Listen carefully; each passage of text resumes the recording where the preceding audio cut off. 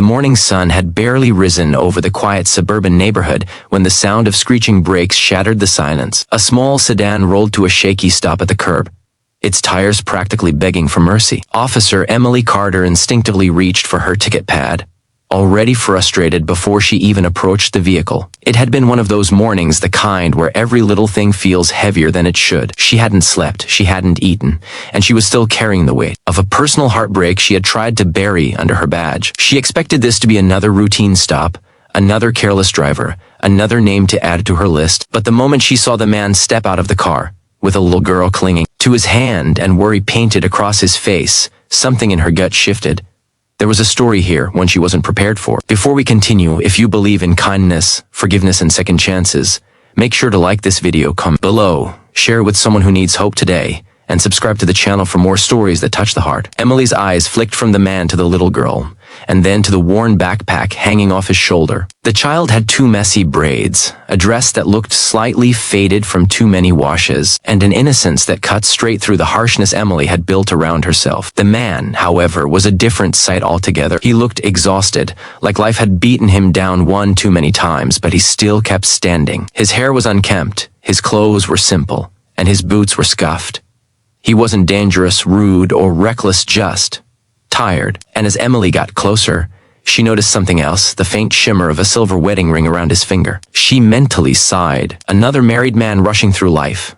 Another excuse, another reason people claimed emergency when it was really just chaos. She tried to harden her expression, but curiosity slipped in. She asked him why he was in such a hurry. And as he shifted nervously, something deep inside Emily sensed that his reason was not going to be the usual story of running late or being careless. She watched his jaw tighten the moment she glanced at his ring, and for a fraction of a second, Emily wondered what secrets that simple band held. The little girl pressed closer to him as if she feared the world might pull him away from her. Emily couldn't help but notice how protective his hand was on her shoulder, how he instinctively brushed her hair back with a gentleness that spoke louder than any words could, yet the exhaustion beneath his eyes was unmistakable. This wasn't a man living a comfortable, peaceful life. This was someone hanging on by threads. As Emily wrote the first line of the ticket, something made the man swallow hard. His eyes darted down at the paper, then back at her. And she could see the conflict, the worry about money, responsibility, timing, everything crashing at once. She kept her posture firm, reminding herself that rules were rules, until the little girl innocently lifted her gaze and asked if they were going to be late again. Emily paused. Kids shouldn't have to be scared of being late.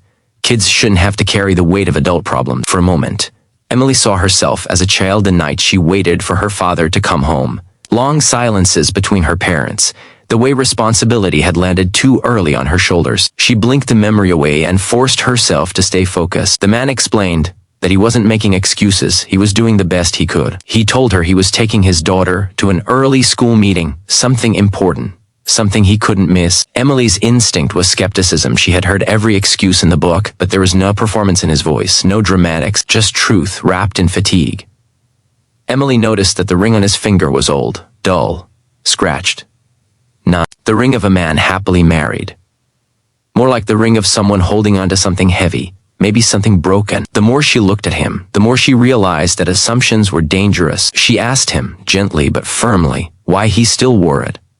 She didn't expect him to answer. She didn't expect him to trust a stranger, especially one in uniform. But he did, and what he said next hit her harder than any confession she had ever taken in her career. He told her he still wore the ring because his wife would never get the chance to wear hers again. He wore it not out of denial or habit, but out of love that had been frozen in time. He wore it because his daughter still asked about her mother at night, still touched the frame of the picture beside her bed, still spoke of memories she was too young to fully keep. He wore it because letting go felt like abandoning her all over again. He wore it because grief doesn't disappear, it settles into the bones and becomes part of who you are. Emily felt the weight of his words sink into her chest. The morning sun suddenly felt colder, the street quieter, the little girl's soft eyes more fragile. In one moment, the badge on Emily's chest felt heavy not with authority, but with responsibility. Not the responsibility to enforce rules blindly, but the responsibility to see people, to understand them, to remember that sometimes the world isn't divided into right and wrong, but into broken and trying. The man went on, explaining that he had been juggling 3 jobs, barely sleeping, trying to give his daughter stability while drowning in the absence of the person who had once shared the burden with him. He wasn't rushing out of carelessness. He was rushing because every minute mattered. Every mistake could cost him something big. And he was doing every small, exhausting thing on his own. Emily felt a sudden sting behind her eyes, the kind she refused to let fall. Because in that moment she realized she was standing in front of someone stronger than he knew, someone who had every reason to give up, but chose to keep going because a little girl needed him. Someone who didn't complain, didn't lash out, didn't ask the world to pity him. He simply kept moving. And it humbled her. As she stood there, ticket pad still in hand, Emily realized something else. This man wasn't just fighting grief, he was fighting life. His story echoed the pain she had tried to bury in her own heart. She had lost someone to a broken engagement, a shattered future she pretended didn't hurt anymore. She wore her badge like armor, because she didn't know how to be vulnerable again. Yet here was a man who had lost more than she ever had, and he stood before her every day, choosing to love, choosing to parent, choosing to keep going. Emily closed the ticket book. She didn't say the words, but the gesture said enough. Rules mattered. Safety mattered. But humanity mattered more. She told him to take his daughter to her meeting. She told him to slow down and be safe. And then she told him something unexpected, something she hadn't even realized she meant until it left her lips. She told him that his daughter was lucky to have him. That not every child gets a parent who sacrifices everything for them. That not every man has the strength to carry pain and still smile for his child. And that he should never mistake survival for failure. Because he was doing the best thing a parent could do, staying. The man didn't know how to respond. But the look of gratitude he gave her was enough to change something inside Emily forever. Over the following weeks, Emily found herself thinking about him more often than she expected. Not in a romantic way, but in a human way. In the way someone thinks about a story that reminds them of what really matters. It softened her. It made her more patient, more empathetic. It made her realize that everyone she stopped, everyone she met, everyone she talked to carried a story she might never know. And maybe if the world listened a little more, judged a little less, people wouldn't feel so alone. But the most surprising part came a month later, on a rainy Wednesday morning when Emily saw the man again. This time he wasn't rushing. He wasn't late. He wasn't overwhelmed. He was walking his daughter to school, holding her hand, umbrella in the other.